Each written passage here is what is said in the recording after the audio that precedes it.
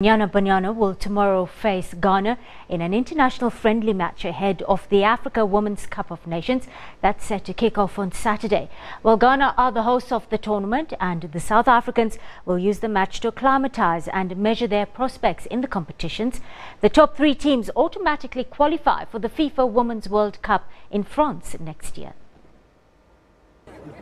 Coach Desiree Ellis will have her last chance to assess the progress of her players in a competitive match days before their opening fixture against defending champions Nigeria.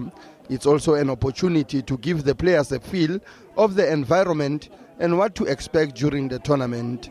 The match will take place at the Accra Sports Stadium, the venue for Banyana Banyana's last group match against Zambia. For us all, it's just, a platform to get better and to calm our nerves going into a tournament that the whole country wants us to win, and so much pressure in terms of qualifying for the World Cup. And we, as a team, have, rallied together, and we're expecting to qualify. So I think just going in, taking that a little pressure off. I mean, pressure is good, but we don't want too much pressure and makes us crack. So yeah, it definitely calms the nerves and helps everyone get on the same page. The last fixture between the two nations was in a 2016 Cup of Nations match in Cameroon, where Ghana beat Banyana Banyana 1-0.